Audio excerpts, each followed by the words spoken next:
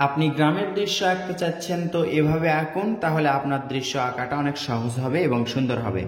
দেখুন, এভাবে ঘুরে ঘুরে আমরা একটি গাছের শেপ আঁকবো। কিসের শেপ?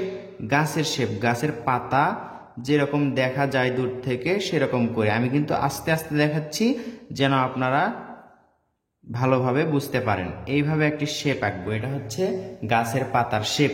এরপর এখান থেকে দেখুন এভাবে করে ভির মতো করে একটা দাগ দিব, আবার এখান থেকে আরেকটা ভির মতো করে এদিকে দিব।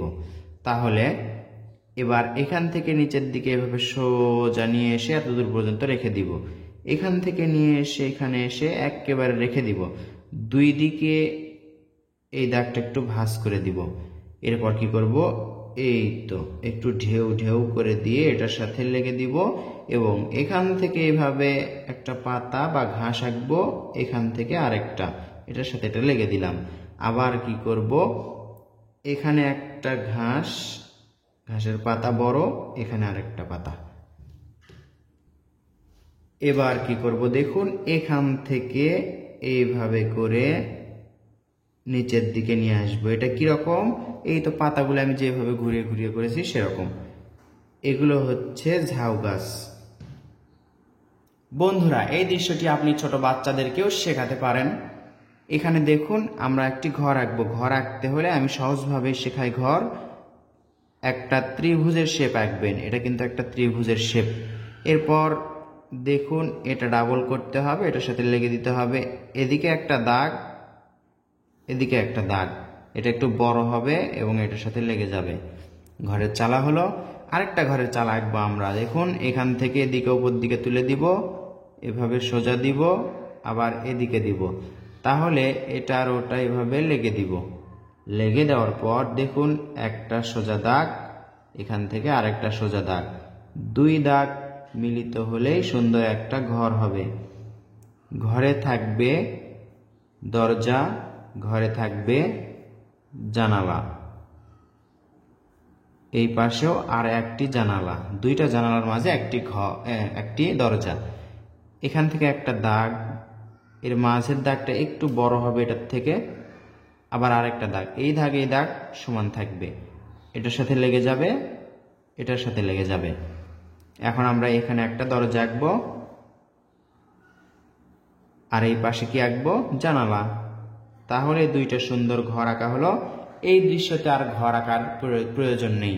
ঘরগুলো মনোযোগ দিয়ে আঁকলে সুন্দর হবে। এখানে একটা ভি আঁকলাম, এভাবে দুইটা দাগ দিয়ে গাছের ডালের শেপ হয়ে গেল। এইভাবে যেরকম করে ঘুরিয়েছিলাম একই রকম করে উপর দিকে নিয়ে যাব, আবার নিচের দিকে এইভাবে ঘুরে ঘুরে নিয়ে আসব। এটার সাথে আমরা মিলে দিব। এই যে ঘর দেখতে পাচ্ছেন, আরেকটা ঘর, এর উপরে আমরা কলার গাছ আঁকবো। কলার গাছ আঁকা কিন্তু অনেক সহজ। এদিকে একটা দাগ দিবেন, আবার এটা দিয়েই এইভাবে এইভাবে করে নিয়ে আসবেন। এখান থেকে আরেকটা দাগ দিবেন, এভাবে করেই নিয়ে আসবেন। প্রথমবার একটু কষ্ট হতে পারে বা একটু সময় লাগতে পারে, কিন্তু কলা গাছ আঁকা অনেক সহজ। কয়েকবার আঁকলেই আপনার কাছে এটা ইজি মনে হবে। কলা গাছের পাতা কিন্তু বাতাসে ফেটে যায়। এবার দেখুন আমরা কি আঁকবো। এখান থেকে এই যে এখান থেকে এই পর্যন্ত একটা দাগ নিয়ে আসবো, এখান থেকে এইভাবে। আপনি চাইলে এইভাবে হালকা করে একটা দাগ নিয়ে আসতে পারেন। দেখুন একটা দাগ দিলাম, আবার দেখুন এদিকে একটা দাগ দিয়ে একটু ভাঁজ করে, অথবা এভাবে সোজা একটা দাগ এভাবে দিতে পারেন। আমি সোজা দিলাম কেন? যেন আপনাদের সহজ হয় দাগটি আঁকতে। একটু বাঁকা করে একটা দাগ দিলাম, এটা ডাবল করলাম। ডাবল করলে এটা হচ্ছে পুকুরের পাড়। পুকুরের পাড়ের ওপরে একটুখানি ঘাস বা ঝোপঝাড়, এখানেও একটু ঘাস বা ঝাউ গাছ, এরকম কিছু।